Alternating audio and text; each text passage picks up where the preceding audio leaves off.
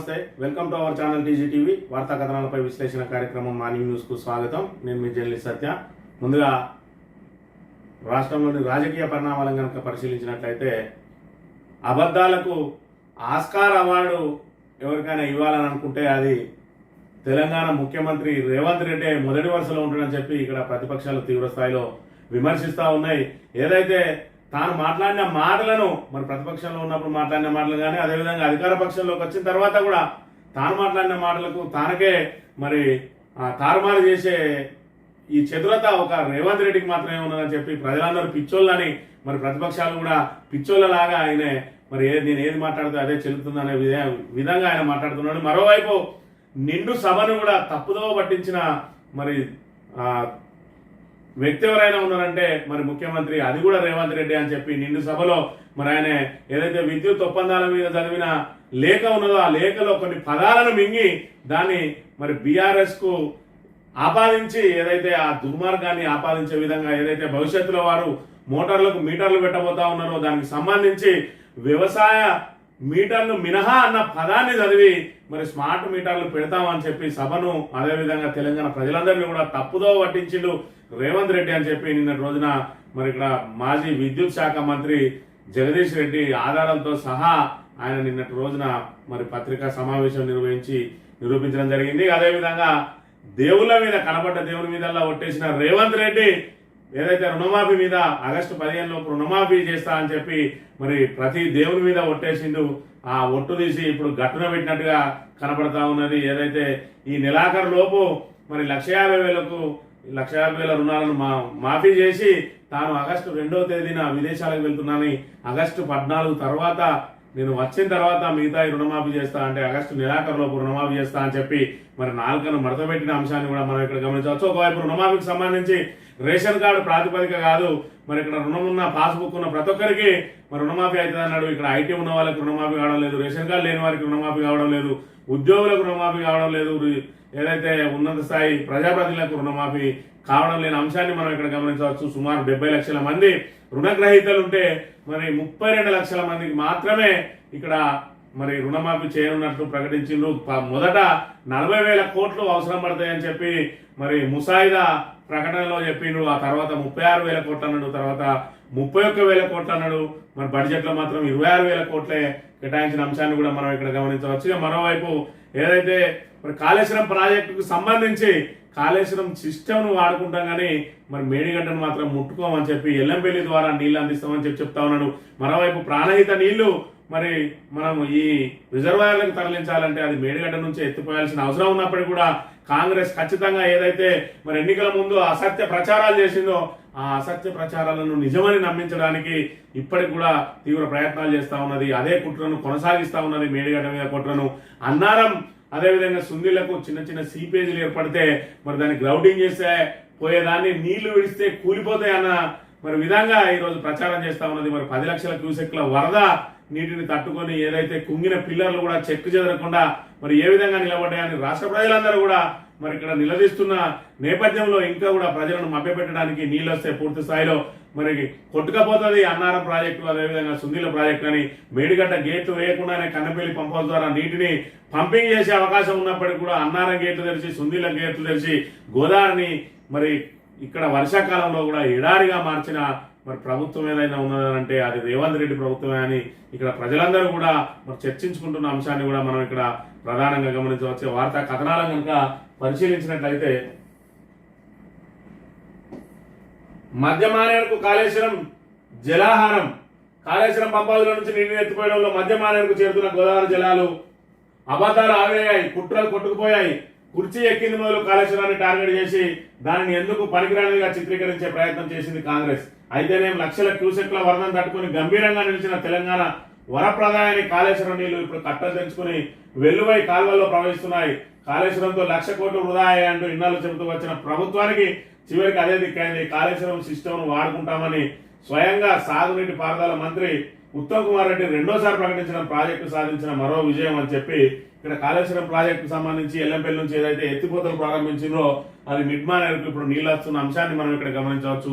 ఏదైతే కాళేశ్వరం ప్రాజెక్టులో 1,00,000 కోట్లు వృధా అని చెప్పి ఇక్కడ మరి కాంగ్రెస్ పదే పదే చెప్తా ఉన్నదో మరి అందులో 3 బ్యారేజీల నిర్మాణం జరిగింది. ఆ 3 బ్యారేజీల నిర్మాణానికి కూడా 10,000 కోట్లను మించలేదు. అంటే మరి 1,00,000 కోట్ల నిర్మాణంలో 10,000 కోట్లు 3 బ్యారేజీలకు కేటాయించినట్టయితే ఇంకా 90,000 కోట్లతోటి కాళేశ్వరం సిస్టమ్ ఏదైతే ఉన్నదో ఆ సిస్టాన్ని అంతటిని కూడా ఈరోజు కాంగ్రెస్ మరి ఇక్కడ ప్రభుత్వం వాడుకుంటా అని చెప్తా ఉన్నది. మరి కాళేశ్వరం ప్రాజెక్ట్ అంటే మేడిగడ్డ బ్యారేజో, అన్నారం బ్యారేజో, సుందీల బ్యారేజో కాదు. Annaram barrage, Medigadda barrage, Sundilla barrage తో పాటు ఇక్కడ రిజర్వాయర్లు, పంప్ హౌజులు, అదేవిధంగా సబ్ స్టేషన్లు, 1,500 మరి కిలోమీటర్ల గ్రావిటీ కెనాలు, 203 కిలోమీటర్ల టన్నెలు, అదేవిధంగా బాహుబలి పంపు సెట్లు, ఇవన్నీ కూడా కలిస్తేనే ఇవన్నిటి సమాహారమే కాళేశ్వరం. మరి నువ్వు మేడిగడ్డ కూలుతుందని చెప్పి ఇక్కడ 1,00,000 కోట్లు వృధా అంటావు. మరి ఇక్కడ 90,000 కోట్లకు సంబంధించిన కాళేశ్వరం సిస్టమ్ అంతా కూడా వాడుకుంటావు. ఈ రోజు నువ్వు వెల్లంపల్లి నుంచి కేవలం వెల్లంపల్లి ప్రాజెక్టు ద్వారా మరి 2 TMC నీళ్లు హైదరాబాద్కి ఏదైతే తాగునీటికి వెళ్ళడానికి మాత్రమే ముందు సిస్టమ్ ఏర్పడ్డది. ఈరోజు కాళేశ్వరం ప్రాజెక్టు ద్వారా మాత్రమే ఇప్పుడు అనుబంధ రిజర్వాయర్లు నింపడానికి, అదేవిధంగా టన్నెల్స్ ద్వారా, అదేవిధంగా గ్రావిటీ కెనాల్స్ ద్వారా మరి వివిధ రిజర్వాయర్లకు అయితే మరి సాగునీటికి అందించడానికి అంతా కూడా ఈ కాళేశ్వరం ప్రాజెక్టు సిస్టమే కదా. మరి కాళేశ్వరం ప్రాజెక్టు సిస్టంలో 10%, కేవలం 10% వినియోగించిన మేడిగడ్డ బ్యారేజ్, అన్నారం బ్యారేజ్, అదేవిధంగా సుందిల్ల బ్యారేజ్లను బూచిగా చూపి 90% నువ్వు వాడుకుంటూనే కాళేశ్వరం వృధా అని చెప్పి ఇక్కడ తప్పుడు ప్రచారం చేయడంలో మరి ప్రజలందరూ కూడా గమనించాలి కాళేశ్వరం మీద ఏ విధంగా కుట్రలు జరుగుతూ ఉన్నాయి. అదేవిధంగా మేడిగడ్డను కనుక ఇప్పటికే ఆ 3 పిల్లర్ల స్థానంలో మరి వాటిని తొలగించి మరి నూతనంగా పిల్లర్లు నిర్మించినట్లయితే అది కూడా ఎల్లంటి వాళ్ళే సొంత పైసలతోటే చేస్తా అన్నారు. ఇంకా మెయింటెనెన్స్ లో భాగంగా అయినప్పటికీ కూడా కాంగ్రెస్ వారిని మెయింటెనెన్స్ చేయనీయకుండా కాళేశ్వరాన్ని పూర్తిగా నిరర్ధకం అని చెప్పి ప్రజల మెదల్లో విషయం నాటడానికి ప్రయత్నాలు చేస్తూ ఉన్నది. అన్నారం చెక్కు చెదరకుండా ఉన్నది. కేవలం సీపేజీలు ఏర్పడితే చిన్న గ్రౌటింగ్ తోటి పోయేదాన్ని దాన్ని ఆల్రెడీ ప్రాజెక్టే కూలుతుందని దుష్ప్రచారం మొదలుపెట్టిను. అసలు సుందిల్లా అయితే చెక్కు చెదరకుండా ఉన్నది. దాని మీద కూడా అసత్య ఆరోపణలు చేసి అది కూడా కూలుతుందని చెప్తా ఉన్నారు. కేవలం ఎల్లంపల్లి ద్వారా నీటిని ఎత్తిపోస్తామంటున్నారు. మరి ఎల్లంపల్లిలో సరిపడా జలాలు లేవు, వాటిని ఎత్తిపోసే అవకాశం లేదు. మిడ్మానేర్ నిండడానికే ఆ నీళ్లు సరిపోవు. ఇంకా మల్లన్న సాగర్ వరకు ఏ రకంగా తీసుకెళ్తారని చెప్పి కూడా ఇక్కడ ప్రతిపక్షాలు మరి వాదిస్తున్న అంశాన్ని కూడా మనం పరిగణలోకి తీసుకోవాలి. కాళేశ్వరం సిస్టమ్ వాడుకుంటాం, బరాదుల మీద కాళేశ్వరం మొత్తాన్ని వినియోగిస్తాం, అన్ని ప్రాజెక్టుల పూర్తి ఆయకట్టుకు నీళ్లు ఇస్తాం. మంత్రులపై కేటీఆర్ నిందారోపణలు సరికాదు, ఆధారాలు ఉంటే విచారణ కమిషన్ కి ఇవ్వాలి. ఇరిగేషన్ పై సమీక్షలో మంత్రి ఉత్తమ్ కుమార్ రెడ్డి అని బ్యారేజీల మినహా కాళేశ్వరం మొత్తాన్ని వినియోగించుకుంటాం అంటే ఆ 10% మినహా 90% వినియోగించుకుంటాం అంటున్నాడు. మరి 90% వినియోగించుకుంటూ ఆ 10% మీద నిందలేసి అవి పూర్తిగా నిరర్ధకం అని చెప్తా ఉన్నాడు. ఏదైతే ఆ 3 బ్యారేజీలు కలిపితే 10% కంటే నిధులు ఎక్కువ ఖర్చు కాలేదు.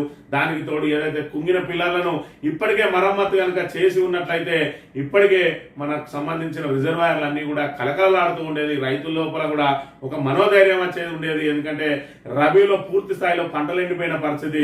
ఇప్పటికి కూడా ఖరీఫ్ లో కూడా నీళ్ళు వస్తాయో రావు అని చెప్పి బిక్కుమంటా ఉన్నారు. మొన్నటి రోజుల్లో చూసినట్టయితే రైతులందరూ మరి వాళ్ళ పాత బావులన్నింటినీ కూడా పూడికలు తీసుకున్న పరిస్థితి. మరోవైపు మరి కొత్తగా బోర్లు వేసుకున్న పరిస్థితి.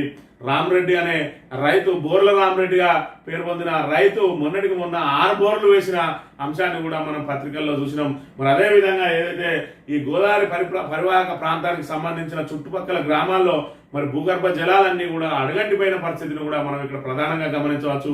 గోదావరి మరి మండు వేసవిలో కూడా నిండుకుండలా ఉన్న గోదావరి ఈ రోజు వర్షాకాలం కూడా మరి ఎండిపోయిన పరిస్థితులను కూడా మనం ఇక్కడ ప్రధానంగా గమనించవచ్చు. ఇక రుణమాఫీ గందరగోళం. మెజార్టీ రైతులకు సర్కార్ నుంచి అర్హత ఉన్న మాఫీ కాలేదంటున్న రైతులు ఎక్కడికక్కడ ఏఈఓలు, బ్యాంకర్ల నిలదీత. 70 లక్షల మంది రైతులకు రుణ ఖాతాలు ఉన్నాయన్న ముఖ్యమంత్రి రేవంత్ రెడ్డి. రుణమాఫీ అమలు మాత్రం 32 లక్షల మందికే. మొదట 39,000 కోట్లు అవసరమన్న సీఎం. తాజాగా 31,000 కోట్లకు తగ్గించడం అయిన బడ్జెట్ లో మాత్రం 26,000 కోట్లే కేటాయింపు అని చెప్పి మరొక వైపేమో రుణమాఫీకి సంబంధించి 70 లక్షల మందికి మరి 30 లక్షల మందికి 32 లక్షల మందికి మాత్రమే రుణమాఫీ అర్హులు అని చెప్పి ఇక్కడ వాళ్ళ అర్హత నిర్ణయిస్తా ఉన్నారు. మరోవైపు 36,000 కోట్లు అన్నారు. మొదట 40,000 కోట్లు అన్నాడు, తర్వాత లెక్కలతోటి 36,000 కోట్లు అన్నాడు, ఆ తర్వాత 31,000 కోట్లు అన్నాడు. బడ్జెట్కి వచ్చేటప్పటికి మాత్రం అది 26,000 కోట్లకు మారింది. మరి ఇక్కడ రేషన్ కార్డు లేని వాళ్ళకు మరి ఇక్కడ మాఫీ కాదు అని అన్నతోటే మరి సగానికి సగం అక్కడనే మరి వెళ్ళిపోతారు అని చెప్పి మొదటి నుంచి బీఆర్ఎస్ చెప్తూనే ఉన్నది. మరి ఇక్కడ రైతుల నుంచి బీఆర్ఎస్ నుంచి వచ్చిన మరి విమర్శల నేపథ్యంలో రేషన్ కార్డు ప్రామాణికం కాదు, కుటుంబాలను గుర్తించడానికి మాత్రమే అన్నాడు. ఈరోజు రేషన్ కార్డు లేని వాళ్ళకు ఒక్కరికి కూడా రుణమాఫీ అయ్యే పరిస్థితి లేదనే విషయాన్ని గమనించాలి. అదేవిధంగా ఐటీ కట్టే వాళ్ళకు కూడా మరి ఇక్కడ రుణమాఫీ అయ్యే అవకాశం లేదు. మరి ఐటీ కట్టే వాళ్ళు అంటే ఈరోజు రైతులకు ఏవైతే వాళ్ళ పిల్లలు ఉన్నారో వాళ్ళ పిల్లలు మరి ఉన్నత చదువులు చదవాలన్నా వాళ్ళకు ఉన్నత చదువుల కోసమో లేకపోతే వాళ్ళ ఉపాధి కోసమో మళ్ళీ వాళ్ళు వ్యవసాయం మీదనే ఆధారపడకుండా స్వయం ఉపాధి వరకు వెళ్ళాలన్నా కూడా ఐటీ రిటర్న్స్ తోటి ఏదైనా చిన్న మరి కుటీర పరిశ్రమ పెట్టుకోవాలన్నా మరి దానికి ఐటీని మరి చూపించాల్సిన పరిస్థితి. ఆ నేపథ్యంలో ఐటీ కట్టే వాళ్ళు ఎవరికి కూడా ఇవ్వనుంటే అందులో కూడా చాలా మందికి అన్యాయం జరుగుతున్న పరిస్థితిని మనం ఇక్కడ గమనించవచ్చు. ఇక మాఫీకి మరో వాయిదా, ఆగస్టు నెలలో రుణమాఫీ పూర్తి చేస్తా సీఎం కల్వకుర్తిలో 2 సార్లు నొక్కి చెప్పిన రేవంత్ 2వ తేదీ నుంచి 14వ తేదీ వరకు విదేశీ పర్యటనకు వెళ్లి వచ్చాక మాఫీ పూర్తి చేస్తానని హామీ. అంటే 15 ఆగస్టులో పూర్తి కానట్టేనా రైతుల్లో వ్యక్తమవుతున్న అనుమానాలు అని చెప్పి ఇక్కడ నిన్న రోజున కల్వకుర్తి సభలో రేవంత్ రెడ్డి ఏం మాట్లాడిందంటే, నేను ఆగస్టు 2వ తారీఖు నుంచి 14వ తేదీ వరకు విదేశాలకు వెళ్తా ఉన్నా, తిరిగి వచ్చిన వెంటనే ఆగస్టులోగా రైతులకు 2 లక్షల రుణాలు మాఫీ చేస్తా, మరి ఆగస్టు 15 లోపే రుణమాఫీ చేస్తా అని చెప్పి మరి ఇక్కడ దేవుళ్ళ మీద ఒట్లేసినావు. ఆగస్టు 15 లోపు రుణమాఫీ చేస్తే రాజీనామా చేస్తావా అని చెప్పి పదే సవాలు విసిరినావు. మరి ఆయన సవాలు కూడా స్వీకరించిండు. ఆగస్టు 15 లోపు మరి రుణమాఫీ కాదు 6 గ్యారెంటీలు కూడా అమలు చేస్తే నేను ఎమ్మెల్యే గిరికి రాజీనామా చేస్తా, మళ్ళీ ఉప ఎన్నికల్లో కూడా పోటీ చేయను, నాకు నా రైతులకు నా ప్రజలకు జరిగే ప్రయోజనం కంటే నాకు ఎమ్మెల్యే పదవి గొప్పది కాదని చెప్పి హరీష్ రావు నీ సవాల్ను స్వీకరించినా కూడా మరి అదే విధంగా ఏదైతే అమరవీరుల స్తూపం వద్దకు రాజీనామా లేఖతో వెళ్ళినా కూడా మరి నువ్వు వెళ్ళలేదు అని అంటే ఇక్కడ నీ నైజం బయటపడతా ఉన్నది. ఏదైతే ఆగస్టు 15 లోపే నీ రుణమాఫీ చేసే అవకాశం లేకుండా పోయింది ఇక్కడ నువ్వు చెప్పిన మాటలను బట్టే.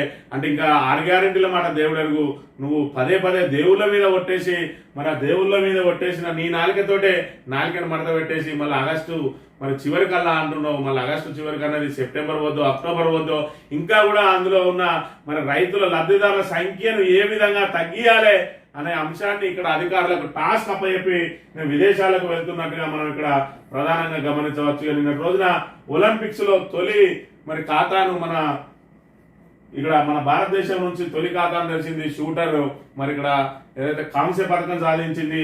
మను చరిత్ర పారిస్ ఒలింపిక్స్ లో షూటింగ్ లో బాకర్ కు కాంస్యం, తొలి భారత మహిళా షూటర్ గా ఆదాయం రికార్డు 10 మీటర్ల ఎయిర్ పిస్టల్ లో పతక బోని అని చెప్పి ఏదైతే మరి మను బాకర్ అని హర్యానాకు సంబంధించిన మరి మన యువతి ప్రప్రథమంగా షూటింగ్ లో మహిళల పక్షాన ఇక్కడ పథకం సాధించింది. అదేవిధంగా భారతదేశానికి మొదటి పథకాన్ని సాధించి చరిత్ర సృష్టించింది మను బాకర్ అనే అమ్మాయి. ఆమెకు భారతదేశ పౌరులందరి తరఫున కూడా ఆమెకు శుభాకాంక్షలు మరి ఈ సందర్భంగా తెలియజేస్తా ఉన్నాం. మారిన మాట కాసుల వేట, ఎల్ఆర్ఎస్ పై కాంగ్రెస్ ద్వంద్వ వైఖరి, ప్రతిపక్షంలోనూ ప్రభుత్వంలో నాడు ఉచితమని ఆర్భాట ప్రకటనలు నేడు వేలలో వసూలుకు రంగం సిద్ధం, ఖజానా నింపే పనిలో ప్రభుత్వం బిజీ, రాష్ట్ర ప్రజలపై 3,000 కోట్ల భారం అని చెప్పి ఏదైతే మరి ఇక్కడ ఎల్ఆర్ఎస్ మరి దాని మీద ఉచితంగానే చేయాలి, దానికి ఫీజులు పెట్టద్దు, బీఆర్ఎస్ ప్రభుత్వం దోసుక తింటాంది అని చెప్పి గతంలో ఇక్కడ ఏదైతే ఉత్తమ్ కుమార్ రెడ్డి పిసిసి అధ్యక్షునిగా ఉండగా అక్టోబర్ 10, 2020లో మరి ఎల్ఆర్ఎస్ ను ఉచితంగా చేస్తాం, ప్రజలెవరు ఎల్ఆర్ఎస్ కట్టద్దు అని చెప్పి మరి ఇక్కడ పిసిసి అధ్యక్షుడిగా ఆయన ప్రకటన చేసిండు. ఈ రోజు ఆయన భారీ నీటిపారుదల శాఖ మంత్రిగా ఉన్నాడు. అదేవిధంగా వచ్చేది మా ప్రభుత్వమే, అప్పుడు ఎల్ఆర్ఎస్ రద్దు చేస్తాం. సిఎల్పి నేతగా మల్లు భట్టి విక్రమార్క అసెంబ్లీలో మీడియా పాయింట్ లో ప్రస్తుత పంచాయతీరాజ్ శాఖ మంత్రి సీతక్క సాక్షిగా మరి అక్టోబర్ 6, 2020లో ప్రతిపక్ష నేతగా సిఎల్పి నేతగా ఆయన రాబోయేది మా ప్రభుత్వం అన్నారు. మరి వాళ్ళ ప్రభుత్వమే వచ్చింది, ఆయననే మరి ఆర్థిక మంత్రి ఉన్నాడు, ఆయననే ఉప ముఖ్యమంత్రి ఉన్నాడు, మరి ఆయన చెప్పినట్టే వచ్చింది. కానీ ఎల్ఆర్ఎస్ కు మాత్రం మరి దండిగా డబ్బులు వసూలు చేస్తా అంటున్నాడు. ఎల్ఆర్ఎస్ కు వ్యతిరేకంగా న్యాయ పోరాటం చేస్తాం. ఆనాటి ఎంపీ ప్రస్తుత మంత్రి కోమటిరెడ్డి వెంకటరెడ్డి గాంధీ భవన్ లో ప్రకటన ఎప్పుడు చేసిందంటే అక్టోబర్ 6, 2020 రోజున మరి ఎల్ఆర్ఎస్ కు వ్యతిరేకంగా న్యాయ పోరాటం చేస్తా అంటున్నాడు. మరి ఎల్ఆర్ఎస్ కు వ్యతిరేకంగా న్యాయ పోరాటం ఈ రోజు మరి కాంగ్రెస్ ప్రభుత్వం మీదనే చేయాలి కోమటిరెడ్డి వెంకటరెడ్డి. అందుకే నేను హరీష్ రావు చెప్పిండు హాఫ్ నాలెడ్జ్ ఫెలో అని చెప్పి. మరి హాఫ్ నాలెడ్జే కాదు, ఇప్పుడు దీనికనే కనుక పోరాటం చేయకపోతే నిల్ నాలెడ్జ్ ఫెలోగా కూడా పేరు తెచ్చుకునే అవకాశం ఉంటుందనే విషయాన్ని మనం ఇక్కడ గమనించాలి. కాంగ్రెస్ అంటేనే వంచన, ఎల్ఆర్ఎస్ పై మాట తప్పినందుకు క్షమాపణ చెప్పాలి, రుసుము లేకుండానే ఎల్ఆర్ఎస్ అమలు చేయాలి ప్రభుత్వానికి మాజీ మంత్రి హరీష్ రావు డిమాండ్. ఎల్ఆర్ఎస్ మీద మరి ప్రతిపక్షంలో ఉన్నప్పుడు అధికారంలోకి రావడానికి అడ్డమైన హామీలు ఇచ్చిండ్రు, అడ్డమైన మాటలు మాట్లాడినరు, అడ్డగోలుగా మాట్లాడినరు మరి కాంగ్రెస్ నేతలు. ఇప్పుడు వాళ్ళందరూ కూడా మరి అధికారంలో ఉన్నారు, మంత్రి పదవుల్లో ఉన్నారు, ఉన్నత పదవుల్లో ఉన్నారు. ఎవరైతే మాట్లాడిందో వాళ్ళందరికీ పదవులు వచ్చినాయి. కానీ అలా ఆత్మవంచన చేసుకొని ఈరోజు మళ్ళీ ఎల్ఆర్ఎస్ మీద మరి ఏదైతే రుసుము వసూలు చేస్తా అంటారు, మరి ప్రతిపక్షంలో ఉన్న రోజు మరి రుసుము వసూలు చేస్తున్న ప్రభుత్వాన్ని మరి దోచుక తింటానన్నారు. ఇప్పుడు మీరు చేసేది ఏంటిది? మరి ఖచ్చితంగా కాంగ్రెస్ అంటేనే వంచన. మీరు ఎల్ఆర్ఎస్ పై మాట తప్పినందుకు క్షమాపణ చెప్పాలని చెప్పి కూడా హరీష్ రావు డిమాండ్ చేసి మరి ఉచితంగానే ఎల్ఆర్ఎస్ చేయాలని చెప్పి చెప్తున్న పరిస్థితిని మనం గమనించవచ్చు. మోసాలతో అధికారం, అబద్ధాలతో పాలన, ఉదయ్ పథకం, ఎఫ్ఆర్ఎంబీలకు ఎఫ్ఆర్బిఎంకు సీఎం లింకు. రేవంత్ లాంటి నీచమైన సీఎం దేశంలో లేరు. తప్పుడు వార్తలపై సంస్థలు వైఖరి మార్చుకోవాలి. రేవంత్ రెడ్డి కరెంటు మీటర్లపై చర్చకు సిద్ధమా? విద్యుత్ శాఖ మాజీ మంత్రి జగదీష్ రెడ్డి సవాల్ అని చెప్పి మరి ఏదైతే మోసాలతోటి అధికారంలోకి వచ్చిండు, అబద్ధాలతోటి పాలన చేస్తా ఉన్నాడు, గత ప్రభుత్వం మీద ఏదైతే మరి అసత్య ఆరోపణలు చేసుకుంటూ పబ్బం గడుపుకుంటా ఉన్నాడు. మరి ఆయన ఏదైతే అబద్ధాలకు బ్రాండ్ అంబాసిడర్, అదేవిధంగా అబద్ధాలలో ఆస్కార్ అవార్డు ఎవరికైనా ఇయ్యాలంటే అది రేవంత్ రెడ్డికి అని చెప్పి సాక్షాత్తు నిండు శాసనసభలో కూడా మరి ఇక్కడ సభను తప్పుదో పట్టించి తెలంగాణ ప్రజలందరినీ కూడా తప్పుదో పట్టించిండు. ఏదైతే ఉదయ్కి సంబంధించిన అంశంలో అగ్రిమెంట్ కు సంబంధించి ఒక వ్యాఖ్యాన్ని మింగి మరి ఇక్కడ వినియోగదారులకు, ఓన్లీ గృహ వినియోగదారులకు మాత్రమే మరి ఇక్కడ స్మార్ట్ మీటర్లు అనే అంశాన్ని మరి ఏదైతే వ్యవసాయ మీటర్లు మినహా అని చెప్పిండో ఆ వ్యాఖ్యాన్ని మింగేసి ఇక్కడ మరి ప్రతి విద్యుత్తుకు మీటర్ పెడతారు అంటే వ్యవసాయానికి కూడా మీటర్ పెట్టడానికి ఒప్పుకున్న విధంగా ప్రజలను తప్పుదో పట్టించిండు, సభను తప్పుదో పట్టించిండని చెప్పి నిన్నటి రోజున ఆయన దానికి సంబంధించిన ప్రతులను కూడా ప్రదర్శించుకుంటూ ఇక్కడ ప్రధానంగా చూపించిన అంశాన్ని మనం ఇక్కడ ఒక్కసారి గమనించినట్టయితే, వారు నిన్న ఇచ్చిన పేపర్ వారు స్వయంగా వారు ఇచ్చిందే ఇప్పుడు నేను తీసుకొచ్చిన ఇక్కడ ఇది వారు హైలైట్ చేసింది, నేను తెచ్చింది అసెంబ్లీలో వారు మాకు పంపించింది. దీంట్లో ఇంత దుర్మార్గంగా ఒక వాక్యాన్ని వదిలేసి, ఒక పదాన్ని వదిలేసి మీకు చదివి వినిపిస్తా. Installation of smart meters for all consumers other than agriculture consumers. మీరు ఒక్కసారి వీడియో చూడండి. దీంట్లో స్పష్టంగా అదర్ దెన్ అగ్రికల్చర్ కన్జ్యూమర్స్ అని రాసిన వాక్యాన్ని మింగేసి కన్జ్యూమింగ్ ఎబో 500 యూనిట్స్ అనే పదం చదివండి. మీకు అది కూడా వినిపిస్తా. అనే పదం చదివండి. మీకు అది కూడా వినిపిస్తా. Installation of smart meter for all consumers above 500 units oblique month by December 31st December 2018 and consumers consuming above 200 units month by 31st December 2009. ఇక్కడ మనం ప్రధానంగా గమనించినట్టయితే నిన్నటి రోజున ఏదైతే సభలో రేవంత్ రెడ్డి గారు చదివిన అంశాన్ని పరిశీలించినట్టయితే, installation of smart meters for all consumers other than agriculture consumers.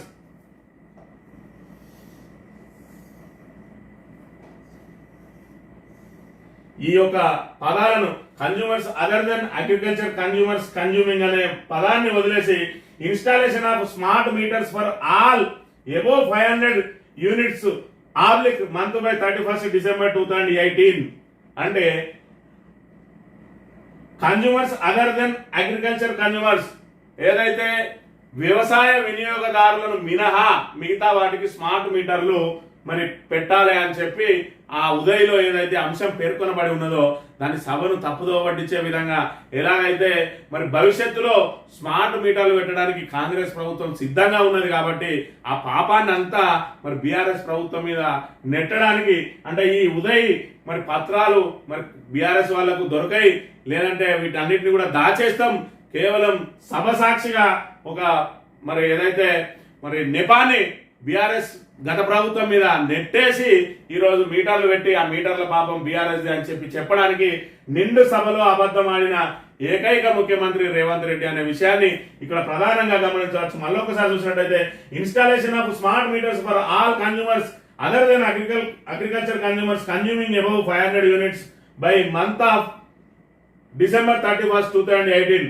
2018 December 31 లోపు మరి 500 యూనిట్లు ఎబోవ్ వాడిన వాళ్లకు మరి ఇక్కడ స్మార్ట్ మీటర్లు పెట్టాలి, అది కూడా వ్యవసాయదారులకు మినహా, వ్యవసాయ కనెక్షన్లకు మినహా అని చెప్పి ఇక్కడ ఉంటే installation of smart meters for all 500 units all above 500 units by month of December 2018 31st December 2018 అని చెప్పి మరి ఇక్కడ అబౌవ్ 500 మీటర్లు యూనిట్లు వాడుకున్న వాళ్ళందరికీ స్మార్ట్ మీటర్లు పెట్టాలని చెప్పిండు. ఇక్కడ వ్యవసాయం మరి వినియోగదారులు మినహా అన్న పదాన్ని మింగి ఈరోజు ఇక్కడ మరి పూర్తిగా అదంతా బీఆర్ఎస్ తప్పిదమే అని చెప్పడానికి ప్రయత్నం చేసిండు అని అంటే మరి ఏ విధంగా రేవంత్ రెడ్డి అబద్ధాలు ఉన్నాయనే విషయాన్ని ప్రజలందరూ కూడా గమనించాలి. శాసనసభ వేదికగా మరి ఈరోజు ప్రజలందరినీ తప్పుదోవ పట్టిస్తూ, ప్రతిపక్షాలను తప్పుదోవ పట్టిస్తూ, సభ్యులను తప్పుదోవ పట్టిస్తూ ఈరోజు ఆ ఒక్క పదాన్ని మింగి ఒక్క పదము మరి ప్రాణాల మీదకి తీసుకొచ్చే అవకాశాలు కూడా ఉంటాయి. మరి గతంలో ఒక్కొక్క పదం మిస్టేక్ అయితే ఏ విధంగా ఉంటది, మొత్తం పూర్తి స్థాయిలో అర్థాలే మారుతాయి. మరి ఇక్కడ ఒక వాక్యాన్ని మింగి మొత్తం అర్థాన్ని మార్చేసిండు రేవంత్ రెడ్డి అనే అంశాన్ని ఇక్కడ ప్రధానంగా గమనించాలి. అంటే ప్రభుత్వం ఏ మేరకు గత ప్రభుత్వాన్ని మరి ఇక్కడ బదనాం చేయడానికి కుట్రలు పన్నుతా ఉన్నదనే అంశాన్ని కూడా ప్రధానంగా గమనించాలి. తెలంగాణ రాష్ట్ర ప్రజలందరూ వీళ్ళు కాంగ్రెస్ నాయకులు మరి ప్రతిపక్షంలో ఉన్నప్పుడు ఏ విధంగా మాట్లాడారు, అధికార పక్షంలోకి వచ్చిన తర్వాత ఏ విధంగా మాట్లాడుతున్నారు అనే విషయాన్ని కూడా ప్రజలందరూ గమనించాల్సిన అవసరం ఉన్నది. వాళ్ళు ఏం చేస్తున్నారు అనే విషయాన్ని గమనించాలి. ఎక్కడికక్కడ మరి ఇక్కడ నిలదీయకపోతే మనకి ఇదే విధంగా అబద్ధాలతోటే మరి రాజ్యం వెళ్ళే అవకాశం ఉంటుందనే విషయాన్ని ప్రజలందరూ కూడా గమనించాలి. తెలంగాణ దినపత్రిక విషయానికి వస్తే గోదావరి దిగువన నీళ్లు ఫుల్, ఎగువన నీళ్లు నిల్లు. గోదావరికి సంబంధించి మరి గోదావరి ప్రవాహం అంతా కూడా మహారాష్ట్ర ఎక్కడికక్కడ అడ్డుకట్టలు వేసి మరి నీటిని నిల్వ చేసుకుంటా ఉంటే మనకు సంబంధించిన మరి గోదావరి దిగువ గోదావరి అంతా కూడా మరి ఏదైతే ఎగువ గోదావరిని చూసుకున్నట్టయితే మరి మహారాష్ట్ర వరకున్న మన ఎగువ గోదావరిలో నీళ్లు కరువు ఉన్నది. దిగువ గోదావరిని చూసుకున్నట్టయితే మేడిగడ్డ నుంచి కాళేశ్వరం దగ్గర నుంచి ఏదైతే ప్రాణహిత గోదావరిలో కలుస్తుందో అక్కడ నుంచి జలకళ కనబడతా ఉన్నది. మేడిగడ్డ నిండుకుండలా ఉన్నది. ఇక్కడ సుందిల్లా అన్నారం ఎండిపోయి ఉన్నది. మరి అదే విధంగా ఏదైతే ఎల్లంపల్లిలో కొంతమేర నీళ్లు వచ్చినాయి, ఏదైతే అక్కడ వాళ్ళు వదిలేసిన 1, 6 గేట్లు తెరిచిన వాటిని ఇక్కడ ఒడిసి పట్టుకున్న మరి దానికి ఇప్పటి వరకు ఫుల్ ట్యాంక్ లెవెల్ కూడా రాని పరిస్థితిని మనం అక్కడ గమనించవచ్చు. అన్నారం అదేవిధంగా సుందిల్లా ఇసుక మేటలు తేలి ఉన్నాయి. ఆ తర్వాత చూసుకున్నట్టయితే మేడిగడ్డ కలకలాడుతా ఉంది.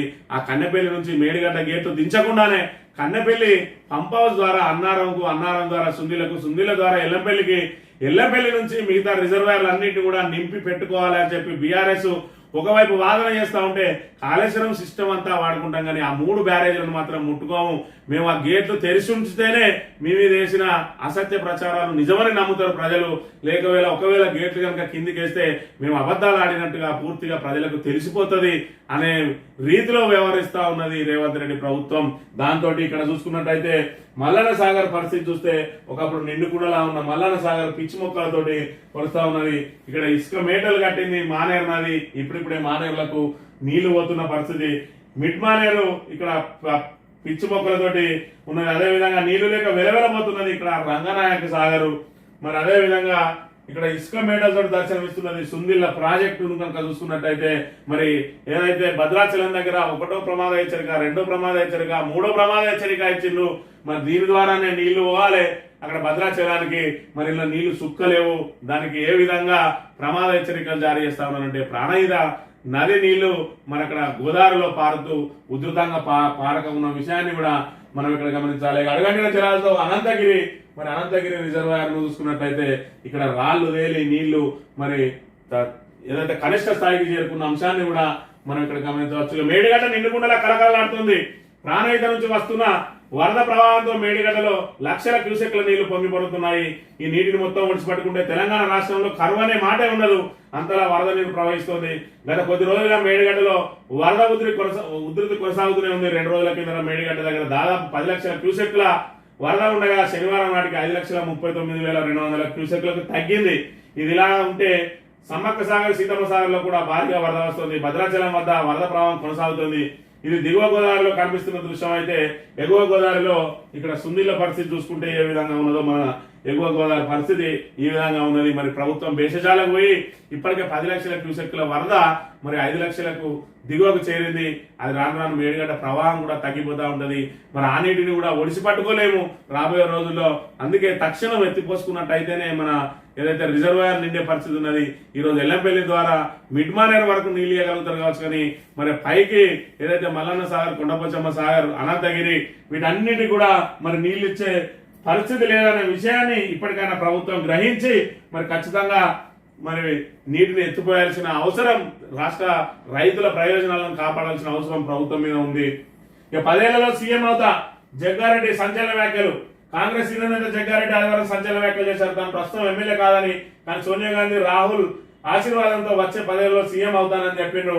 మరి 10 ఏళ్ల తర్వాత రాముడేటో రాకాశేటో ఇప్పుడే జగ్గారెడ్డి గారు ఎమ్మెల్సీ పదవి తీసుకొని సోనియా గాంధీ అదేవిధంగా రాహుల్ గాంధీల ఆశీర్వాదం కనుక తీసుకున్నట్టయితే ఎట్లాగో ముఖ్యమంత్రి మార్పు తప్పదని చెప్పి మరి ఇక్కడ ప్రచారం జరుగుతున్న నేపథ్యంలో మరి ఎమ్మెల్సీగా ఎన్నికై మరి ముఖ్యమంత్రి అయితే ఆయన ఆశ తీరుతుంది. మరి ముఖ్యమంత్రికి మార్పులో భాగంగా మరి కొత్త ముఖ్యమంత్రి కూడా ప్రజలకు దొరికినట్టు అవుతుంది. మరి ఇక్కడ ప్రజల కోసం జగ్గారెడ్డి గారు పాపం ఈ విధంగా ఒక్కసారి ప్రయత్నం చేస్తే మరి తెలంగాణ ప్రజలకు ఏమైనా మేలు జరిగే అవకాశం ఉంటుందో కూడా ఆయన పరిశీలించాలి. ఇక సీఎం బంధువుల కొత్త కంపెనీలు పుట్టగొడుగులా పుట్టుకొస్తున్నాయి. మార్చి నుంచి వరుస రిజిస్ట్రేషన్లు 4 నెలల్లో 3 కంపెనీలు. సీఎం సన్నిహితులు సోదరుల వ్యవస్థాపకులు. ఎన్నడూ లేనిది ఇప్పుడే ఎందుకు? రియల్ దందాల కోసమా, కాంట్రాక్ట్ల కోసమా? ఎన్నో అనుమానాలు, మరెన్నో చిక్కుముళ్ళు అని చెప్పి ఏదైతే సీఎం బంధువుల కొత్త కంపెనీలని మొన్నటికి మొన్న తిరుపతి రెడ్డి మరి భాగస్వామిగా ఒక కంపెనీ వచ్చింది. తర్వాత పుట్టగొడుగులా పుట్టుకొస్తున్నాయి. 4 నెలల్లోనే 3 కంపెనీలు. మరి ఏదైతే కొత్తగా తెర మీదకి వచ్చింది మూసి ప్రక్షాళన అంశం, అది 50,000 కోట్ల నుంచి మరి ఇక్కడ 1,50,000 కోట్ల చేరింది. మొదట 16,000 కోట్లతోటే మూసిని చేస్తా అన్నారు. 16,000, 50,000 అయింది, 50,000, 70,000 అయింది, 70,000, 1,50,000 కోట్లు అయింది.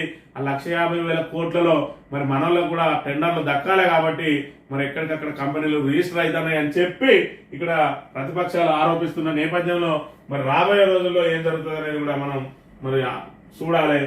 ప్రైవేట్ చేతికి విద్యుత్ సంస్థలు, జగదీష్ రెడ్డి సంచలన ఆరోపణలు. అసెంబ్లీ సాక్షిగా రేవంత్ అబద్ధాలని చెప్పి సీఎం కావాలనే చదవలేదనే అంశాన్ని ఏదైతే రైతు వ్యవసాయ మీటర్లకు మినహా అన్న పదాన్ని మరి మింగిండు రేవంత్ రెడ్డి. దాన్ని మింగి మరి తప్పిదాన్ని బీఆర్ఎస్ కు ఆపాదించే ప్రయత్నం చేసిండు. అన్ని మోటార్లకు మరి మీటర్లు పెడతారు, అన్ని కనెక్షన్లకు మీటర్లు పెడతారని తప్పుడు సంకేతాన్ని మరి ప్రజలకు పంపిండు. మరి ఇక్కడ సభలో మాట్లాడడానికి మాత్రం అవకాశం ఇస్తలేరు. ఇక్కడ ఎక్కడికక్కడ మైకులు కట్ చేస్తా ఉన్నారు.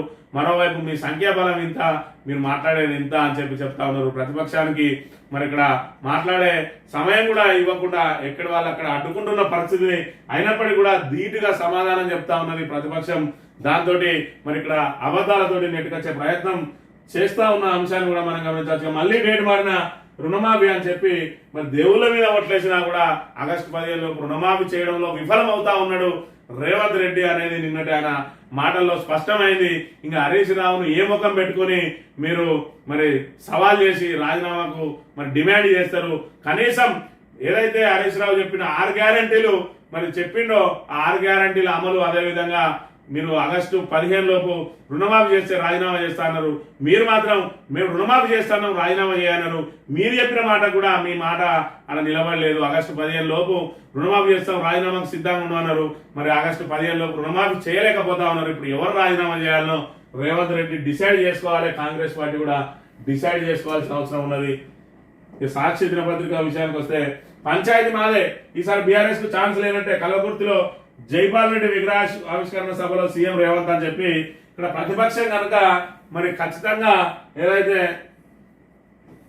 బీఆర్ఎస్ ప్రతిపక్షంగా బాధ్యత సరిగ్గా నిర్వర్తించి ఉంటే పంచాయతీలో కొన్ని సీట్లైనా వచ్చేది. మరి అది ఏదైతే ప్రతిపక్ష పాత్ర నిర్వహించడంలో విఫలమైందని చెప్పి రేవంత్ రెడ్డి చెప్తాను. ఎందుకంటే నీ అబద్ధాలన్నీ సభ సాక్షిగా మరి సభలో నువ్వు అవకాశం ఇవ్వకపోతే విలేకరుల సమావేశాల్లో నీ అబద్ధాలన్నింటినీ కూడా ఎండగట్టినందుకు ప్రతిపక్ష పాత్ర సరిగ్గా లేదా, వాళ్ళ బాధ్యత సరిగ్గా లేదా, నువ్వు తానా అంటే వాళ్ళు తందానా అంటేనే ప్రతిపక్ష బాధ్యత సరిగ్గా నిర్వర్తించినట్ల. సభలో ఏమాత్రం అనుభవం లేని నువ్వు అబద్ధాలతోటి ఇక్కడ నెట్టేసుకుంటూ వస్తా ఉంటే మరి పూర్తిగా అనుభవకులైన మంత్రులు ఇటు ఏదైతే హరీష్ రావు కానీ అదేవిధంగా కేటీఆర్ కానీ చేసే వాగ్బానాలను మరి తట్టుకోలేక మరి తప్పుడు మాటలు మాట్లాడుతూ తప్పుడు ఆధారాలను సృష్టిస్తూ నిన్నటి రోజున కొన్ని వ్యాఖ్యలకు వ్యాఖ్యలే మింగేస్తూ మరి గత ప్రభుత్వం మీద ఆరోపణలతోటి నెపం నెట్టుతూ మరి ఇక్కడ సభ నుంచి తప్పించుకుంటున్న అంశాన్ని తెలంగాణ ప్రజలందరూ కూడా గమనిస్తా ఉన్నారు. మరి దీనికి రేపటి రోజున మీరు చెప్పినట్టు స్థానిక సంస్థలలో బీఆర్ఎస్ సత్తా ఏందో కూడా కనబడుతుంది అనే అంశాన్ని మనం ఇక్కడ గమనించవచ్చు. మనం మునిపించే అని చెప్పి కాంస్య పథకం గెలిచిన షూటర్ సంబంధించి ప్రధాన వార్త ప్రచురించింది. సివిల్స్ కళ జల సమాధి. ఢిల్లీలో కోచింగ్ సెంటర్ ముంపు ఘటనలో తెలంగాణ విద్యార్థిని దుర్మరణం. భారీ వర్షంతో సెల్లార్లోకి వరద. నీటిలో చిక్కుకుని 3 విద్యార్థులు మృతి. తానియా సోని మృతితో మంచిర్యాల జిల్లా శ్రీరాంపూర్లో విషాదం. సీఎం రేవంత్ రెడ్డి, కేంద్ర మంత్రి కిషన్ రెడ్డి దిగ్భ్రాంతి అని చెప్పి ఏదైతే ఐఏఎస్ ఐపీఎస్ మరి కావాలని చెప్పి కలలు కానీ సింగరేణి అధికారికి సంబంధించిన డీజీఎం, ఆ డీజీఎం కుమార్తె ఏదైతే ఉన్నారో శ్రీరాంపూర్ మంచిర్యాల జిల్లా శ్రీరాంపూర్లో మరి ఆయన డీజీఎం గా పనిచేస్తా ఉన్నాడు విజయ్ కుమార్ అని చెప్పి. మరి ఈయన ఎస్ఆర్పి గని మేనేజర్ గా పనిచేస్తా ఉన్నాడు డీజీఎం. ఆ గని మేనేజర్ కుమార్తె తానియా సోని తాను కలలు కన్నది ఐఏఎస్ కావాలి లేదంటే ఐపీఎస్ కావాలి అని చెప్పి సివిల్స్ లో ర్యాంక్ సాధించాలని ఢిల్లీ వెళ్లి కోచింగ్ తీసుకుంటా ఉన్నది. ఆ ఢిల్లీ కోచింగ్ సెంటర్ మరి ఇక్కడ ఏదైతే సెల్లార్ లో ఉన్నది, ఆ సెల్లార్ లో ఉన్న లైబ్రరీలో చదువుకుంటుండగా చుట్టూ నీళ్లు చేరి మరి అందులోనే తానియా సోనితో పాటు మరో 2 విద్యార్థులు కూడా జల సమాధి అయినరు. మరి ఈ విషయంపై అక్కడ ప్రభుత్వం వారి మీద విచారణ కూడా చేపట్టింది. ఏదేమైనా మరి తానియా సోని మరణంతో సింగరేణి ప్రాంతం అంతా కూడా మరి విషాదం నెలకొన్న పరిస్థితి. మరి ఐఏఎస్ అయి వస్తుంది అని చెప్పి కలలు కన్న తల్లిదండ్రులు ఆమె శవాన్ని మరి తీసుకోవాల్సిన దుస్థితి ఏర్పడ్డది వాళ్ళకు. ఈరోజు మరి ఇక్కడ ఏదైతే సౌకర్యాలు లేకుండా ఇలా కోచింగ్ సెంటర్లు నడిపిస్తున్న వాటి మీద ఇప్పుడు ప్రభుత్వం ఉక్కుపాదం మోపడానికి మరి ఇక్కడ చర్యలు చేపడుతున్నప్పటికీ కూడా జరగాల్సిన నష్టం మాత్రం జరిగిపోయిందనే అంశాన్ని మనం ఇక్కడ గమనించవచ్చు. టాప్ 27కే కిట్. 2వ దశ ఇంజనీరింగ్ కౌన్సిలింగ్ లో ముగిసిన ఆప్షన్ల ప్రక్రియ. మొత్తం 58,000 మంది, 61 లక్షల ఆప్షన్లు. ఎక్కువ మంది టాప్ 27 కాలేజీలకే తొలి ఆప్షన్, కంప్యూటర్ కోర్సులకే 45,000 మంది ప్రాధాన్యం అని చెప్పి ఏదైతే టాప్ 27 మరి కాలేజెస్ ఉన్నాయో ఆ టాప్ 27లకు మాత్రమే ఎక్కువ మంది ఇక్కడ ఆప్షన్లు పెట్టిండ్రు. అందులో కూడా ఎక్కువ కూడా కంప్యూటర్ కోర్సులకే ప్రాధాన్యం ఇచ్చిండ్రు. ఇంజనీరింగ్ కౌన్సిలింగ్ సంబంధించి మరి 2వ దశ కౌన్సిలింగ్ కూడా పూర్తయింది. ఆగస్టు 8వ తేదీన 3వ దశ కౌన్సిలింగ్ నిర్వహించడానికి మరి ఇక్కడ ఏర్పాట్లు చేస్తున్నారని చెప్పి ప్రధానంగా ప్రచురించింది సాక్షి దినపత్రిక. ఆంధ్రజ్యోతి విషయానికి వస్తే ఎల్లుండిలోగా 1,00,000. నేను విదేశాల నుంచి రాగానే 2 లక్షల రుణమాఫీ. ఎల్లుండిలోగా 1,00,000 విదేశాల నుంచి ఆగస్టు 14 వస్తాడు, 15 తారీఖు వేడుకలలో ఉంటాడు, 16 నుంచి మళ్ళా కసరత్తు చేస్తాడు, 30 తారీఖు లేదంటే మళ్ళీ సెప్టెంబర్ లోనో మరి ఇక్కడ 2 లక్షల రుణమాఫీ చేస్తాడు. మరి దేవుళ్ళ మీద ఒట్లేసిన రేవంత్ రెడ్డి 15 రోజుల ముందు ఎందుకు చేయలేకపోతా ఉన్నాడు అనేది మరి ఇక్కడ ప్రజలందరూ కూడా ఆశ్చర్యం వ్యక్తం చేస్తా ఉన్నాడు. ఒకవైపు ఖచ్చితంగా మరి చేస్తా దేవుళ్ళ మీద కొట్టేసిండు, రెండోది హరీష్ రావును రాజీనామా చేయాలని సవాల్ విసిరిండు. ఇటు దేవుళ్ళ మీద కొట్టును గట్టును పెట్టిండు, సవాలును మరి ఇక్కడ గంగలో వేసిండు. మరి ఇక్కడ మళ్ళీ నెలాఖరు వరకు చేస్తా అని చెప్పి దాని మీద నాలుక మడత పెట్టిన అంశాన్ని ఇక్కడ ఆంధ్రజ్యోతి గొప్పగా ప్రచురించింది. విదేశాల నుంచి రాగానే 2 లక్షల రుణమాఫీ కొత్తగా ఏదో హామీ ఇచ్చినట్టు చెప్పి ఇక్కడ తాబేదార్ పత్రిక మరి ఇక్కడ ఎల్లుండిలోగా 1,00,000 అని చెప్పి తాటికాయ అంత అక్షరాలతోటి మరి రేవంత్ రెడ్డి చాలా గొప్ప పని చేస్తా ఉన్నాడు, ఆయన రాగానే 2 లక్షలు చేస్తాడట, మరో వరం ఇచ్చింది అన్నట్టుగా ప్రచురించింది. ఇక్కడ ఏదైతే నాలుక మడత పెట్టిన అంశాన్ని మరి మూసేసిన విషయాన్ని కూడా మనం గమనించవచ్చు. 1000 కోట్ల జీఎస్టీ అక్రమాలు, మాజీ సీఎస్ సోమేష్ పై కేసు, 2 వాణిజ్య పనుల అధికారుల పైన ఎఫ్ఐఆర్ లో ఒక అసిస్టెంట్ ప్రొఫెసర్, జీఎస్టీ సాఫ్ట్వేర్ తయారీ కంపెనీలు కూడా 70 కంపెనీలకు అడ్డగోలుగా ఇన్పుట్ క్రెడిట్స్ ఫిర్యాదు చేసిన కమిషనర్ రవి కేసు నమోదు. ఫిబ్రవరిలోనే చెప్పిన ఆంధ్రజ్యోతి, మన నువ్వు ఫిబ్రవరిలోనే చెప్తే మార్చి ఏప్రిల్లో చేసి అయిపోయింది. ఇంత దూరం తాత్సారం జరుగుతుంటే కూడా పాపం తాబేదార్ పత్రిక మరి మాట ఇనలేదు కావచ్చు రేవంత్ రెడ్డి.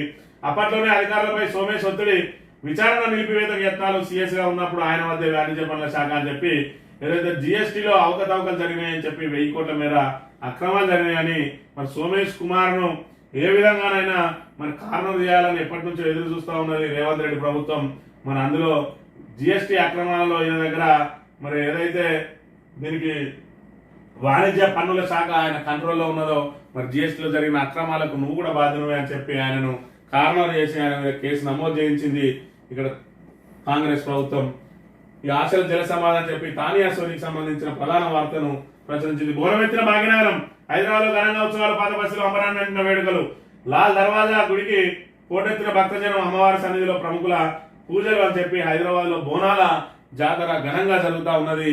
ఇది ఆగస్టు వరకు కూడా సాగుతూ ఉంటది. ఆషాఢం మరి పూర్తి స్థాయిలో ఆషాఢ మాసంలో వివిధ ప్రాంతాల్లో ఒక్కో రోజు మరి బోనాల పండుగ జరుగుతూ ఉన్నది. అదంతా కూడా మరి కన్నుల పండుగ. ఇక్కడ బోనాల పండుగ హైదరాబాద్ లో అతిపెద్ద పండుగ ఏదైనా ఉన్నది అని అంటే అది బోనాల పండుగ అనే అంశాన్ని మనం గమనించవచ్చు. రేపు శ్రీశైలం 6 గేట్ల ఎత్తివేత ప్రాజెక్టుకు 4.41 లక్షల క్యూసెక్ల ఇంట్లో జూరాల సుంకేశిల నుంచి భారీగా వరద ఈసారి జూలైలోనే తెరుచుకోనున్న గేట్లు నాగార్జున సాగర్కు 62,000 క్యూసెక్లు. కాళేశ్వరం కట్టినప్పుడు కూలినప్పుడు అధికారంలో మీరే మేడిగడ్డలో నీళ్లు లిఫ్ట్ చేసి ఎక్కడ పోయాలి, మీ నెత్తిన పోయాలా అంటున్నాడు మంత్రి ఉత్తమ్ కుమార్ రెడ్డి. మరి మేడిగడ్డలో నీళ్లు ఎత్తిపోతే అన్నారంలో పోయొచ్చని చిన్నపిల్లని అడిగినా తెలుసు. మరి నాకు చెత్త పెరిగింది కానీ మన అందులో మెదడులో గుజ్జు లేనట్టున్నది, దాంతో మరి నీళ్లు మీ నెత్తిన పోయాలన్నా అని చెప్పి ఉత్తమాటలు మాట్లాడుతున్నాడు ఉత్తమ్ కుమార్ రెడ్డి అనేది మరి ప్రజలందరూ కూడా గమనించాల్సిన అవసరం ఎంతైనా ఉన్నది. ఇక తెలంగాణ కరెంటు వద్ద ఎన్టీపీసీ 4 సార్లు లేఖలు రాసినా ఎందుకు స్పందించరు? మీ అలసత్వంతో 2,400 మెగావాట్ల విద్యుత్ ఇతర రాష్ట్రాలకు వెళ్లే పరిస్థితి. సర్కార్పై కేంద్ర మంత్రి కిషన్ రెడ్డి విమర్శ. రామగుండం ఎన్టీపీసీ 2 ప్రాజెక్టు పీపీఏకు ముందుకు రావడం లేదని వెల్లడి. కేంద్రం సహకరిస్తున్నా పట్టించుకోవడం లేదని ఆరోపణ అని చెప్పి ఎన్టీపీసీలో ఏదైతే మరి 2,400 మెగావాట్ల ఇప్పటికే 1,600 మెగావాట్లు మరి అందుబాటులోకి వచ్చింది. 4,000 మెగావాట్ల భాగంగా ఆ 1,600 మెగావాట్లో ప్రభుత్వం ఒప్పందం చేసుకున్నది 85% మరి ఇక్కడ తెలంగాణకి కేటాయించాలని గత బీఆర్ఎస్ ప్రభుత్వం ఒప్పందం చేసుకున్నది. 2,400 కూడా ఇప్పుడు బీఆర్ఎస్ ప్రభుత్వం ఉంటే ఒప్పందం చేసుకునే అవకాశం ఉండే కాంగ్రెస్ ప్రభుత్వం మాత్రం ఒప్పందం చేసుకోవడానికి ముందుకు రావడం లేదు. అది అందుబాటులోకి వచ్చేటప్పటికి యూనిట్ ధర చాలా పెరిగిపోతుంది, దాన్ని మేము భరించలేము అని చెప్పి ఇక్కడ కాంగ్రెస్ ప్రభుత్వం చెప్తా ఉన్నది. మరి తెలంగాణ కరెంటు వద్ద అని చెప్పి ఆయన నేరుగా నిలదీస్తున్న అంశం. మరి దీని మీద అధికారికంగా మాత్రం కాంగ్రెస్ ప్రభుత్వం ఇప్పటి వరకు ఎలాంటి ప్రకటన చేయని విషయాన్ని కూడా మనం ఇక్కడ గమనించవచ్చు. ఈనాడు దినపత్రిక ప్రధానంగా ఏదైతే మరి ఇక్కడ కాంస్య పథకం సాధించిందో మను బాకర్, ఆ మను బాకర్ మన భారత దేశానికి తొలి పథకాన్ని తీసుకొచ్చింది ఈ ప్యారిస్ ఒలింపిక్స్ లో. మరి ఆమెను కీర్తిస్తూ ప్రధానంగా వార్తను ప్రచురించింది. ఇక్కడ సోమేష్ మీద కేసుకు సంబంధించి అదేవిధంగా ఇక్కడ చూసుకున్నట్టయితే తాబేదార్ పత్రికలు నెలాఖరులోగా 1,00,000 రుణమాఫీ ఇదేదో మరి బ్రహ్మాండం బద్దలైనట్టు మరి చెప్తా ఉన్నది. దాని విధంగా ఆగస్టులో 2 లక్షల లోపు మాఫీ ప్రక్రియ పూర్తి చేస్తాం.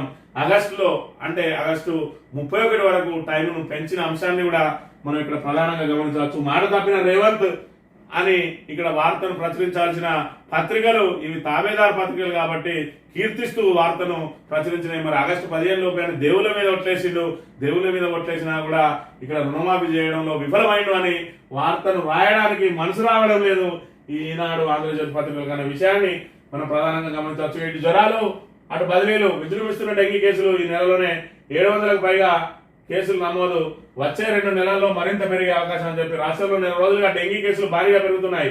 వాతావరణ మార్పులు, వర్షాల నేపథ్యంలో దోమల తీవ్రత కారణంగా బాధితుల సంఖ్య అంతకంతకు పెరుగుతుంది. ఈ ఏడాది జూన్ వరకు రాష్ట్రంలో 1078 కేసులు నమోదైతే ఒక జూలైలోనే 700 కేసులు నమోదైనని చెప్పి మరి ఏదైతే ఇక్కడ డెంగీ కేసులు ఉన్నాయో ఈ డెంగీ జ్వరాలకు సంబంధించి మరి ఆరోగ్యశ్రీలో అదనంగా ఎన్ని మరి ఆ రోగాలను చేర్చినా కూడా మరి దీనికి సంబంధించి డెంగీని మాత్రం ఆరోగ్యశ్రీలో చేర్చకపోవడం మూలంగా సామాన్యులకు మాత్రం చాలా ఇబ్బంది కలుగుతా ఉన్నది. ప్రభుత్వ దవాఖానాల్లో వసతులు ఉండడం లేదు, బయటికి వెళ్తే మరి ఆ ఫీజులకు తట్టుకోకపోవడం లేదు. మరి ఇంట్లో ఉంటే మరి వాళ్ళకు ఏదైతే ఆర్ఎంపీల ద్వారా చికిత్స చేయించుకుని ప్రాణాల మీదకి తెచ్చుకుంటున్నా కూడా ప్రభుత్వం మాత్రం ఏ ప్రభుత్వం కనికరించడం లేదనే విషయాన్ని మనం ఇక్కడ గమనించవచ్చు. సివిల్స్ కాలను చినివేసిన నిర్లక్ష్యం అని మన తాన్యా సోనితో పాటుగా మరో 2 మరి ఇక్కడ సివిల్ ఆస్పిరెంట్స్ కూడా నిన్నటి రోజున దుర్మరణం పాలైన నవీన్ డాల్విన్, శ్రేయ యాదవ్ అని చెప్పి ఆయన మరి ఇక్కడ యూపీకి చెందిన అమ్మాయి శ్రేయ యాదవ్, అదేవిధంగా నవీన్ ఇక్కడ కేరళ రాష్ట్రానికి చెందిన వీళ్ళు ముగ్గురు కూడా మరి నిన్నటి రోజున ఆ లైబ్రరీలో చదువుకుంటుండగా వరదలు చుట్టుముట్టి ఆ వరదలలో నీటిలో చిక్కుకొని జల సమాధి అయినరు. మరి ఏదైతే వాళ్ళ ఐఏఎస్ ఆశలు అడియాసలు అయిపోయినాయి, వాళ్ళ కుటుంబాలకు రోదనలుగా మిగిలిన అనే అంశాన్ని మనం ఇక్కడ ప్రధానంగా గమనించవచ్చు. ఇక స్థానిక వార్తల విషయానికి వస్తే మంథనిలో జేఎన్టీయూ కళాశాల స్థాపించిండు. ఆ కళాశాల అనేది మరి ఇక్కడ సింగరేణి షేప్ నిధుల ద్వారా మొదటగా దాన్ని నిర్మాణం చేపట్టిండు. మరి అదో ప్రతిష్టాత్మకమైన యూనివర్సిటీ జేఎన్టీయూ అనేది. అందులో సీటు దొరకడమే మహాభాగ్యంగా భావిస్తారు. ఆ క్రమంలోనే సింగరేణి నిధులు ఏదైతే ఉన్నాయో ఆ సింగరేణి నిధులతోటి మరి నిర్మాణం జరిగింది కాబట్టి సింగరేణి ఉద్యోగుల పిల్లలకు మరి అందులో కొంతవరకు పోస్టులు కేటాయించాలని చెప్పి సూపర్ న్యూమరరీ పేరిట మరి 5% కోటా కేటాయించిండు. అందులో 300 సీట్లుంటే మరి 360 సీట్లుంటాయి. 6 విభాగాలు ఉన్నాయి. ప్రతి విభాగానికి 60 సీట్ల చొప్పున 360 సీట్లు ఉన్నాయి. 360 సీట్లకు మరి ఇక్కడ 5% మొదటగా కేటాయించిండు. ఆ 5% లో 18 సీట్లు. ఆ 18 సీట్లు 9 అధికారుల పిల్లలకు, 9 మరి ఉద్యోగులు ఏదైతే మరి ఇక్కడ కార్మికుల పిల్లలకు కేటాయించిండ్రు. మరి అలా 18 సీట్ల నుంచి మరి ఏదైతే సింగరేణి ఉద్యోగుల పిల్లలు మరి ఇక్కడ చేరడానికి ఆసక్తి చూపించగా గత 10 ఏళ్ల నుంచి కూడా ఆ సీట్లన్నీ బ్యాక్లాగ్ గా మిగిలిపోతా ఉన్నాయి. మరోవైపు 2022-23 వచ్చేటప్పటికి ఇక్కడ ఆ ఏదైతే ఆ 5% ఉన్నదో ఆ 5% 10% చేసిండ్రు. 360 సీట్లలో 10% అంటే 36 సీట్లు మరి ఇక్కడ సింగరేణి కోటాగా కేటాయించిండ్రు సూపర్ న్యూమరీ కింద. ఆ సూపర్ న్యూమరీ సీట్లన్నీ కూడా మిగిలిపోతున్న పరిస్థితి. మరి ఇక్కడ సింగరేణి పిల్లలు అందులో చేరరు, వేరే వాళ్లకు అందులో చేరే అవకాశం కల్పించని పరిస్థితికి సంబంధించి ఆంధ్రజ్యోతి ప్రధానంగా వార్తలు ప్రచురించింది. జేఎన్టీలో భర్తీకి నోచుకొని సింగరేణి కోట సీట్లు, ఉద్యోగుల పిల్లలు అనాసక్తి, ప్రత్యామ్నాయ మార్గం లేక మిగిలిపోతున్న సీట్లు. 10 ఏళ్లుగా ఇదే తంతు పట్టించుకునే అధికారులు సింగరేణి ప్రభావిత గ్రామాల విద్యార్థులకు చోటు కల్పించాలని డిమాండ్ అని చెప్పి ఇక్కడ సింగరేణి నిధులతో నిర్మాణం జరిగిన మంతని జేఎన్టీయూ సింగరేణి కోటాలో కేటాయించిన ఇంజనీరింగ్ సీట్ల భర్తీకి నోచుకోవడం లేదు. జేఎన్టీయూ కళాశాల నిర్మాణానికి పూర్తి సహకారం అందించిన సింగరేణి సంస్థకు జేఎన్టీయూ ఇంజనీరింగ్ సీట్లలో 5% సీట్లు సంస్థ ఉద్యోగుల పిల్లలకు కేటాయించింది. అందులో భాగంగా 6 బ్యాచ్లు కలిగిన జేఎన్టీయూ ఇంజనీరింగ్ కళాశాలలో సూపర్ న్యూమరీ కోటా కింద 18 సీట్లు ఉద్యోగుల పిల్లలకు అవకాశం కల్పించింది. కాగా 2021-22 వరకు 5% ఉన్న కోటాను 22-23 విద్యా సంవత్సరానికి 10% పెంచింది. దాంతో ఇప్పటి వరకు 18గా ఉన్న సీట్ల సంఖ్య కాస్త 36 పెరిగింది. కానీ పెరిగిన సంఖ్యకు అనుగుణంగా సింగరేణి ఉద్యోగుల పిల్లల నుంచి ఆశించిన మేర దరఖాస్తులు రావడం లేదు. దీంతో గడిచిన 10 ఏళ్లుగా సూపర్ న్యూమరీ సీట్లు మిగిలిపోతూనే ఉన్నాయి. 4 సంవత్సరాల కౌన్సిలింగ్ వివరాలు కనుక పరిశీలించినట్లయితే 2021-22లో civil triple mechanical, CSC, mining మరి ఏఐ విభాగాలు ఒక్కో విభాగానికి 3 సీట్లు చొప్పున 18 సీట్లు కేటాయించగా 13 సీట్లు మాత్రమే భర్తీ అయినాయి. 5 సీట్లు ఖాళీగానే ఉండిపోయినాయి. 2022-23 విద్యా సంవత్సరాన్ని కనుక పరిశీలించినట్లయితే మరి 10% పెంచితే 36 సీట్లు ఉండగా 26 సీట్లలో విద్యార్థులు చేరారు. 10 సీట్లు మిగిలిపోయినాయి. 23-24 విద్యా సంవత్సరానికి కేవలం 12 మంది మాత్రమే సీట్లను ఎంపిక చేసుకోవడంతో 24 సీట్లు అలాగే బ్యాక్లాగా మిగిలిపోయినాయి. ప్రస్తుత విద్యా సంవత్సరానికి సంబంధించి 36 సీట్లకు 11 మంది మాత్రమే విద్యార్థులు ఎంపిక చేసుకోగా 25 సీట్లు మిగిలిపోయినాయి. మరి సింగరేణి కోట సూపర్ న్యూమరీలో 36 సీట్లకు 18 సీట్లు అధికారుల పిల్లలకు, 18 సీట్లు కార్మికుల పిల్లలకు కేటాయించగా ప్రస్తుతం అధికారుల పిల్లలు కేవలం 9 మంది మాత్రమే దరఖాస్తు చేసుకోగా కార్మికుల పిల్లలు 27 మంది దరఖాస్తు చేసుకున్నారు. మరి అందులో అధికారుల పిల్లలు 2, కార్మికుల పిల్లలు 9 మంది కౌన్సిలింగ్ హాజరై సీట్లను భర్తీ చేయగా 25 సీట్లు మిగిలిపోయాయి. తిరిగి రెండో కౌన్సిలింగ్ నిర్వహించిన ఇదే అధికారుల పిల్లలు, కార్మికుల పిల్లలు 36 మందిలో భర్తీ అయిన 11 మంది కోరు మిగతా 25 మందిలో నుంచే కౌన్సిలింగ్ హాజరు కావాల్సి ఉంటుంది. కాబట్టి అందులో నుంచి ఇప్పటికే వివిధ కళాశాలలో చేరి ఉండడంతో ఆ 25 సీట్లు అట్లాగే మిగిలిపోయి బ్యాక్లాగ్ గా ఉండిపోయే పరిస్థితి ఉన్నది. మరొక వైపు ఇక్కడ ఈ విధంగా బ్యాక్లాగ్ గా మిగిలిపోతా ఉన్నాయి. మరి ఇక్కడ సింగరేణి ఏదైతే కోటా ఉన్నదో ఆ సింగరేణి కోటా మరి పూర్తయిన తర్వాత దాన్ని జనరల్ కేటగిరీలో మరి కలపడం లేదు. మరి ఇటు దీని కౌన్సిలింగ్ దాని కౌన్సిలింగ్ ఇటు ప్యారలల్ గా నిర్వహించడం మూలంగా మరి ఏదైతే ఈ సీట్లు బ్యాక్లాగ్నే ఉండిపోతా ఉన్నాయి. మరి ముందు సూపర్ న్యూమరీ కోటా నింపేసి ఆ తర్వాత మిగిలిన సీట్లను మరి జనరల్లో కలిపినట్లయితే కనీసం ఇతర విద్యార్థులకు ఉపయోగపడే అవకాశం ఉంటుంది. ప్రతిష్టాత్మక జేఎన్టీయూ కాలేజీలో ఈ విధంగా సూపర్ న్యూమరీ కోటా కేటాయించి వాటిని ఇక్కడ బ్యాక్లాగ్ గా వదిలేయడం పూర్తిగా యూనివర్సిటీ అధికారుల నిర్లక్ష్యం.